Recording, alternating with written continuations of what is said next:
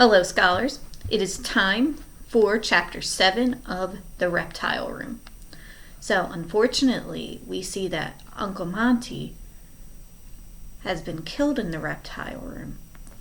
And the only clue is it looks like there's some sort of marks that could have been made by a snake. So let's see what happens next. My,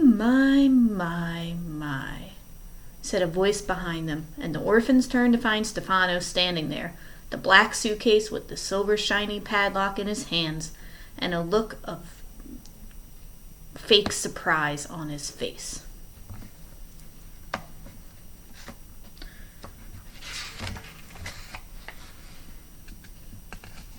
What a terrible accident has happened here. Snakebite. Whoever discovers this will be most upset. You, Violet began to say, but her throat fluttered, as if the fact of Uncle Monty's death were food that tasted terrible. You, she said again. Of course, after they discover that Dr. Montgomery's dead, they'll wonder what became of those repulsive orphans he had lying around the house. But they'll be long gone. Speaking of which, it's time to leave. The Prospero sails at 5 o'clock from Hazy Harbor, and I would like to be the first passenger aboard. That way, I'll have time for a bottle of wine before lunch. How could you? Klaus whispered hoarsely. How could you do this? How could you murder him? Why, Klaus, I'm surprised, Stefano said, and walked over to Uncle Monty. A smarty-pants boy like you should be able to figure out that your chubby old uncle died from snakebite, not from murder.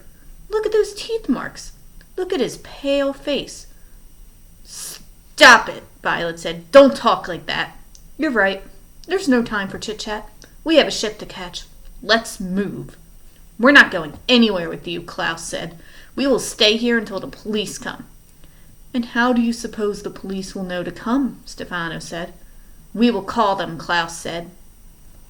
Stefano dropped his suitcase, the shiny silver padlock making a clattering sound as it hit the marble floor. He took a few steps and blocked Klaus's way, his eyes wide and red with fury. I am so tired of having to explain everything to you. You're supposed to be so very smart, and yet you always seem to forget about this.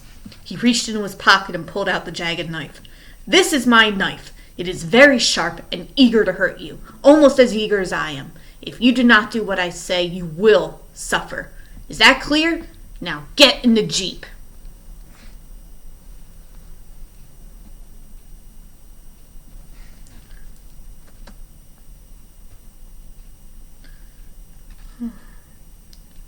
As the youngsters reached the jeep, Violet tried to remember if they had ever thanked Uncle Monty for taking them to the movies. But the night was all a blur. She thought that she, Klaus, and Sonny had probably said, Thank you, Uncle Monty, when they were standing at the ticket booth. But she couldn't be sure.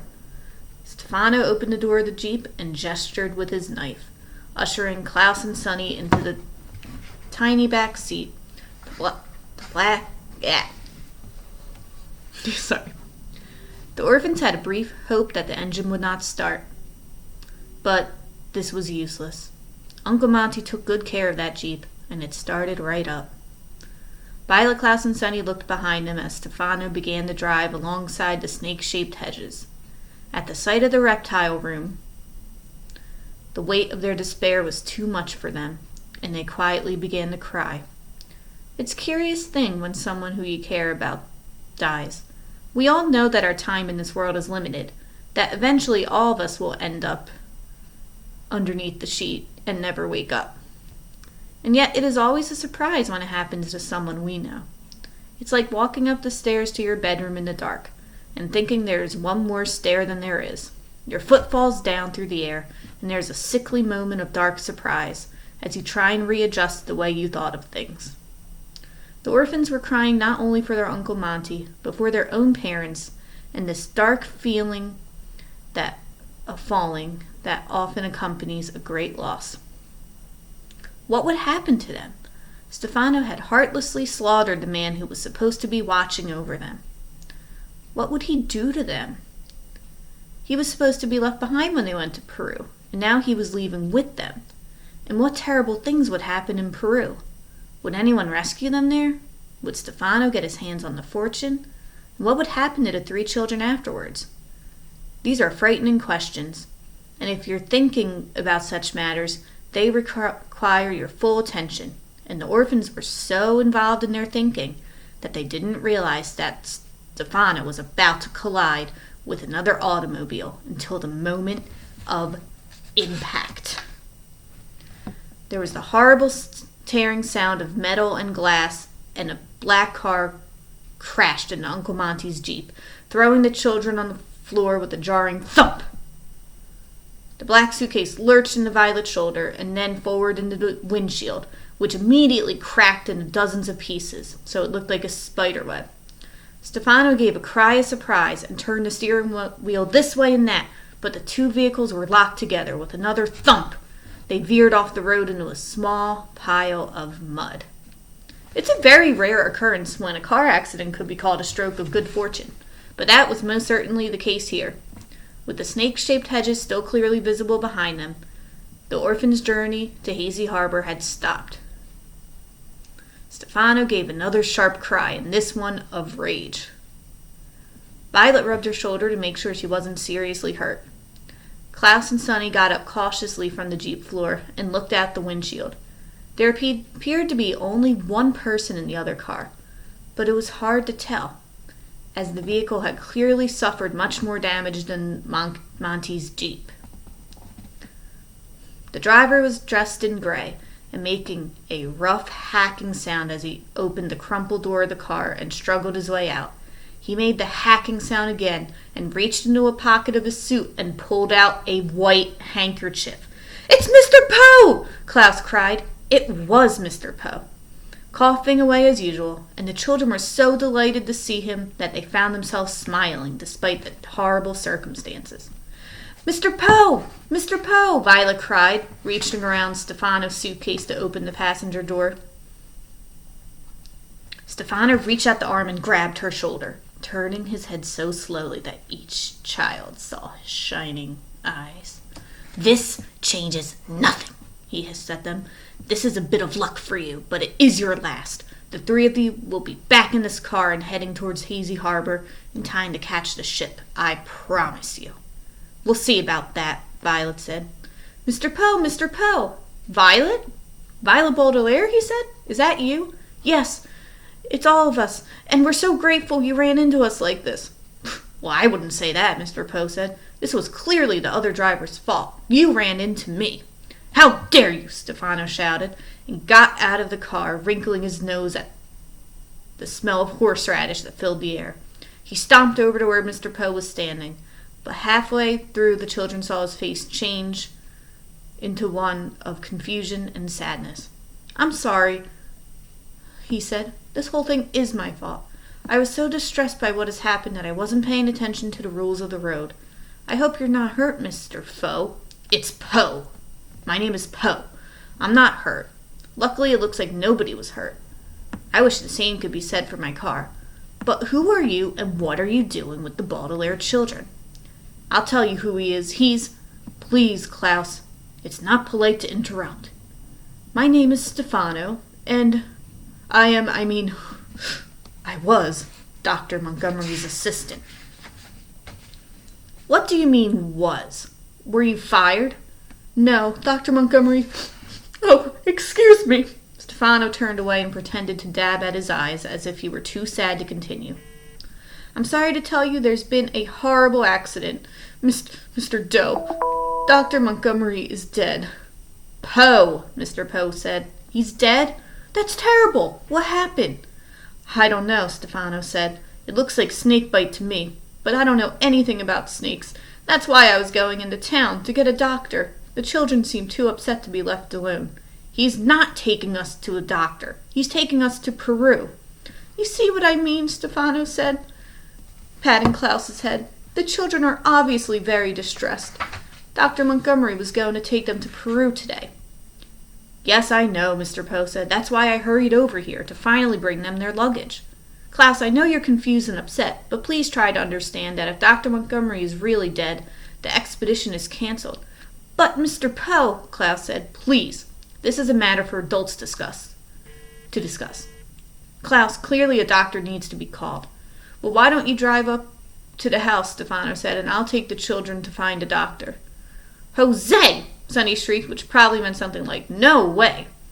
Why don't we all go to the house and call for a doctor? Stefano blinked for a second, and his face grew angry again before he was able to calm himself and answer smoothly. Of course, I should have called earlier. Obviously, I'm not thinking as clearly as you. Here, children, get back in the Jeep and Mr. Poe will follow us. We're not getting back in that car with you, Klaus said. Please, Klaus, try to understand. There's been a serious accident. All other discussions will have to be put aside. The only trouble is, I'm not sure my car will start. It's very smashed up. Try the ignition. The engine made a rough, wet noise, and it sounded a bit like one of Mr. Poe's coughs, but it did not start. I'm afraid the engine is dead. And before long, Stefano muttered to the children, you will be too if you don't behave. I'm sorry, Mr. Poe said. I couldn't hear you. Stefano smiled. I said that's too bad. Well, why don't I take the orphans back to the house, and you walk behind us? There isn't room for everyone. But the children's suitcases are here. I don't want to leave them unattended. Why don't we put the luggage into the car, and the children and I will walk back to the house? Stefano frowned. Well, one of the children should ride with me so I won't get lost. Mr. Poe smiled. But you can see the house from here. You won't get lost. Stefano doesn't want us to be alone with you, Violet said, finally speaking up. He's afraid that we'll tell you who he really is and what he's talking about. What's she talking about? I have no idea, Mr. Toe, Stefano replied. Violet took a deep breath. He is not Stefano. He's Count Olaf, and he's here to take us away. Who am I? What am I doing? Forgive the children, Mr. Poe said. They're very upset. Count Olaf is a terrible man who tried to steal their money, and the youngsters are very frightened of him. Do I look like this Count Olaf? Stefano asked, his eyes shining. No, you don't. Count Olaf had one long eyebrow and a clear, shaven face. You have a beard, and if you don't mind me saying, you don't have any eyebrows at all. He shaved his eyebrow, Violet said, and grew a beard. Anyone can see that. And he has the tattoo, Klaus cried. The eye tattoo on his ankle. Look at the tattoo. Mr. Poe looked at Stefano and shrugged apologetically. Oh, sorry to ask you this, he said, but the children seem so upset, and before we discuss anything further, I'd like to set their minds at ease. Would you mind showing me your ankle? I'd be happy to, Stefano said. Right or left? Klaus closed his eyes and thought for a second. Left. Stefano placed his left foot on the bumper of Uncle Monty's Jeep. Looking at the orphans with his shiny eyes, he began to raise the leg of his strained, striped pants. Violet, Klaus, Sonny, and Mr. Poe all kept their eyes on the ankle. The pant legs went up, like a curtain rising to begin a play. But there was no tattoo of an eye to be seen. The orphans stared at a patch of smooth skin. That's the end of chapter 7. I will read chapter 8 tomorrow and post a video. I want you to right now make a prediction. How on earth do you think the children will get out of this situation? Or even do you think they'll get out of this situation? What do you think will happen next?